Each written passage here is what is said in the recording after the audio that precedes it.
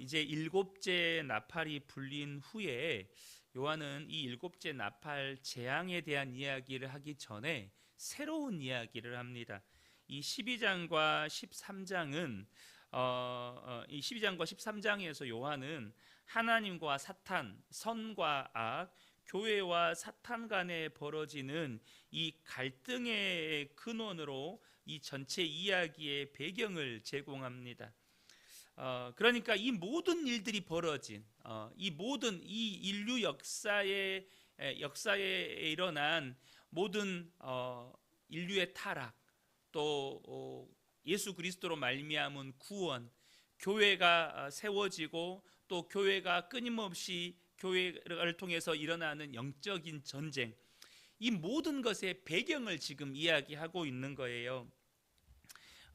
그래서 12장에서 요한은 이제 여자와 용의 이야기를 표징으로 풀어나가면서 교회와 사탄 간에 일어나는 전쟁에 대해서 하늘의 관점에서 이 영적인 해석을 우리에게 보여주고 있는데, 우리가 예수를 믿고 이 땅에서 신앙생활을 해갈 때 겪게 되는 이 믿음의 싸움, 영적 전쟁에 관한 매우 중요한 원리와 교훈을 제공해 주고 있습니다. 저는 이 새벽에 시간이 허락되지 않기 때문에 이것을 자세하게 다 나눌 수는 없지만, 저와 여러분이 이 땅을 살아가면서 겪게 되는 믿음의 싸움, 이 영적 전쟁의 실상을 바르게 이해하고 거기에 대해서 바르게 대처하고 또 승리를 경험해가는 저와 여러분 되시기를 예수님의 이름으로 축복합니다.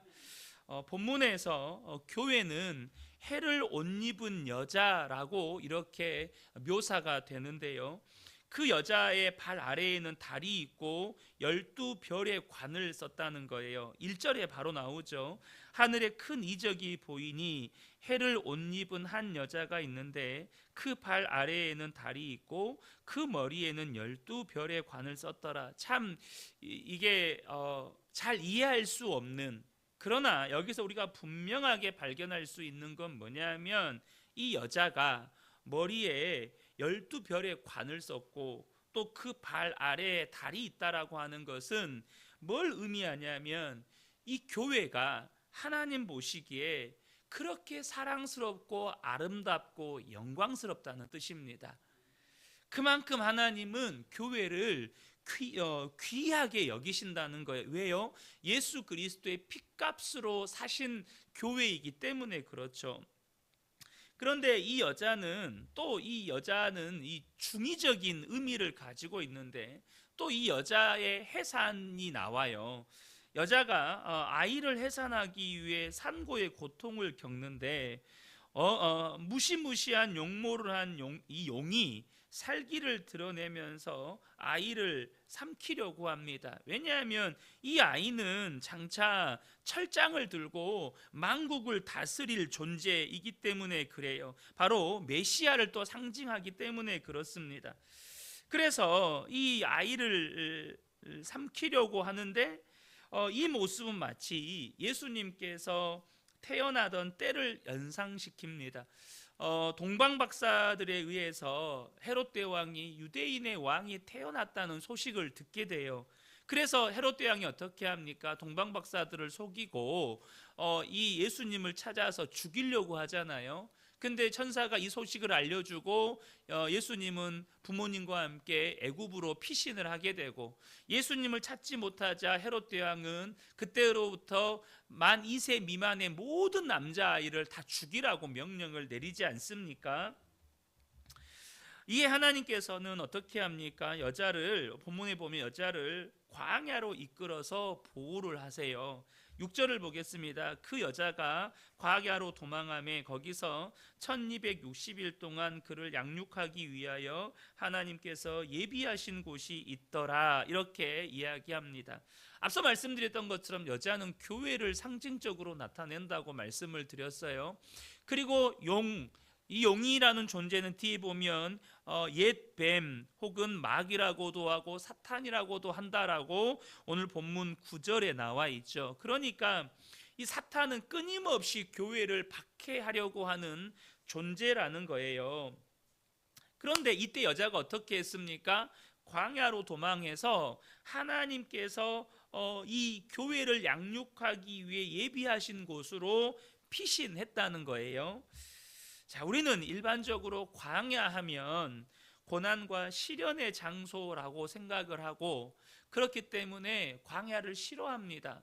그래서 인생에서 광야를 만나지 않으려고 해요. 그런데 오늘 본문에 보면 광야는 어떤 장소로 묘사되어 있습니까? 하나님께서 교회를 위해 예비하신 피난처로 묘사가 되어 있어요. 많은 성도들이 자신의 삶에 어떤 어려움이나 고난 가운데 있으면 스스로 생각하기를 내가 지금 광야에 있다라고 생각을 해요. 내가 지금 광야의 때를 지나고 있다, 고난의 때를 지나고 있다라고 생각을 합니다.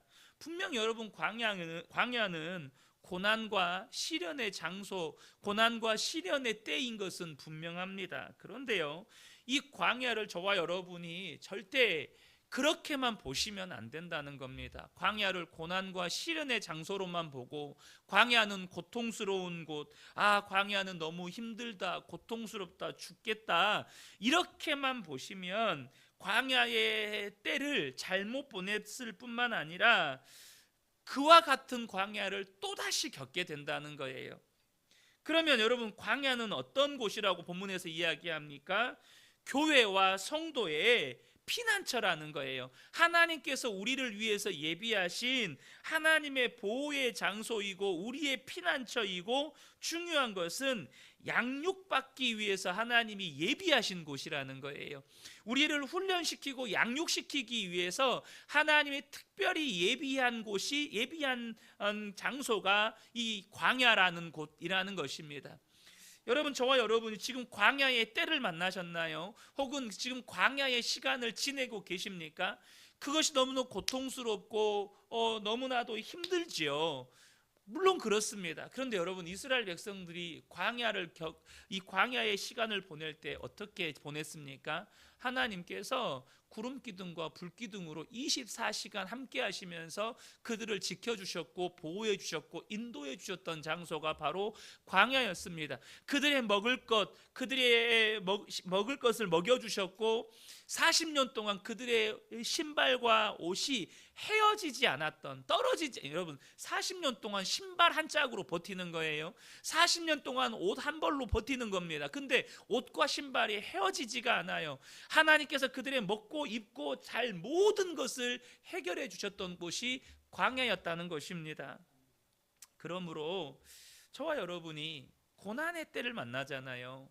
고통의 때를 만나잖아요. 내가 지금 광야로 들어섰구나, 이걸 아셔야 돼요. 근데 거기에서 끝나면 안 돼요. 이곳이 나의 피난처구나, 이곳이 하나님께서 나를 영적으로 보호해 주시는 곳이구나, 이곳에서 내가 정말 나의 믿음과 인격이, 성품이 양육받고 훈련받는 곳이구나, 먼저 이것을 캐치하셔야 돼요. 그러면 이제 그것만 깨달으면 끝납니까? 이곳은 하나님의 피난처요, 하나님의 안식처요, 나를 보호해 주시는 곳이요, 하나님이 먹이시고 입히시고 나의 모든 필요를 채우시겠구나, 이걸로 끝나는 겁니까? 그게 아니라는 겁니다. 도대체 이스라엘 백성들은 광야에서 그걸로 끝난 게 아니었어요. 무슨 훈련을 했습니까? 끊임없이 주님을 바라보는 훈련을 했습니다. 끊임없이 구름기둥과 불기둥을 주시하면서, 구름기둥이 이동하면 천막 다 걷어라, 이동한다, 200만 명이 40년 동안 구름기둥 불기둥 바라보면서 다 이동한다 하고 다 200명이 동시에 다 천막 걷고 그 구름기둥 따라가고, 구름기둥이 멈춰서면 여기에 우리가 숙박한다, 여기서 머문다, 여기서 다 장막 펴라, 그걸 40년 동안 훈련합니다. 오직 하나님께만 시선을 두는 훈련을 하는 거예요. 저와 여러분이 이와 같은 믿음의 훈련을 하는 장소가 바로 인생의 고난의 때, 인생의 고통의 때, 너무나도 힘들고 어렵고 정말 내 속에서는 정말 죽을 것 같다라는 그런 탄식이 나오는 그런 때를 만날 때에 내가 지금 광야 훈련 학교에 들어왔구나, 근데 이곳은 나의 영적인 안식처구나, 피난처구나. 하나님이 나를 보호해 주시겠구나. 내 모든 필요를 채워 주시겠구나. 나는 오직 나의 시선을 하나님께만 둬야겠구나. 그 믿음의 훈련을 해야 하는 그런 때라는 것입니다. 저와 여러분이 정말로 인생의 어떤 고통의 때를 만나고 고난의 때를 만났을 때 무엇을 훈련받아야 하는지를 분명하게 깨닫고 정말로 더욱더 믿음의 사람으로 훈련되어 통과하는 복된 분들 되시기를 예수님의 이름으로 축복합니다. 이것이 본문이 우리에게 준 첫 번째 중요한 메시지입니다. 우리가 인생에서 만나는 광야를 어떻게 해석하고 어떻게 바라보고 어떻게 반응해야 할 것인가. 여러분, 이 우리의 믿음의 훈련도 이 믿음의 싸움이거든요. 두 번째로 본문이 우리에게 보여주는 것은 하늘에서 먼저 일어난 영적 전쟁이었습니다. 이것은 우리가 이 땅에서 현실 속에서 경험하는 영적 전쟁에 대한 신학적인 해석의 근거를 제공합니다. 다시 말하면 우리가 겪게 되는 이 영적 전쟁에서 어떻게 승리할 것인가에 대한 근거를 제공한다는 거예요. 먼저 하늘에서 벌어지는 영적 전쟁을 보면 미가엘과 사자들, 미가엘은 하나님의 군대 장관, 군대를 통솔하는 천사의 장입니다. 미가엘과 그의 사자들, 그의 부하들과 용과 그의 수하들이 치열한 전쟁이 벌어지고 마침내 용은 패배해서 하늘에서 내쫓깁니다. 하나님의 백성들, 주의 성도들을 참수하던 자들이 자리를 잃고 퇴출되었다고 본문은 선언합니다. 이것이 영적 전쟁의 실상입니다. 사탄은 이미 하나님의 손에 의해서 완전히 패배했다는 것입니다. 그러니까 저와 여러분이 먼저 아셔야 될 것이 있어요. 우리의 삶에 분명히 마귀가 우는 사자처럼 삼킬 자들을 두루 찾아다니는 그러한 영적 전쟁이 벌어지는 곳이 우리의 삶의 현장입니다. 그런데 우는 사자처럼 성경은 분명히 이렇게 표현해 두었지만 그렇게 마귀가 우는 사자처럼 우리를 공격해요. 우리는 끊임없이 그 마귀와 그의 세력들과 영적 전쟁을 합니다. 그런데 여러분 아셔야 돼요. 우리의 싸움의 대상이 이미 패배한 존재라는 것입니다. 사탄이 이미 하늘에서 하나님의 군대 장관과 그의 부하들에게 영적 싸움에서 패배해서 하늘에서 내쫓겨난 자라는 거예요.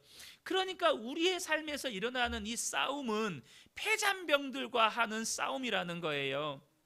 그런데 여러분, 패잔병들과 싸운다고 해서 무조건 이깁니까? 그건 또 아닙니다. 패잔병들이라고 무기가 없습니까? 패잔병들이라고 싸울 줄 모릅니까? 패잔병들이라고 총을 쏠 줄 모릅니까? 그렇지 않다는 거예요. 그런데 본문에는 그 패잔병들과 싸울 때 이 성도가 영적 싸움에서 승리하는 비결을 우리에게 알려줍니다. 11절이에요. 또 우리 형제들이 어린 양의 피와 자기들이 증언하는 말씀으로써 그를 이겼으니 그들은 죽기까지 자기들의 생명을 아끼지 아니하였도다. 자, 성도들의 믿음의 싸움, 영적 전쟁에서 무엇으로 이기는 것입니까? 두 가지입니다. 어린 양의 피.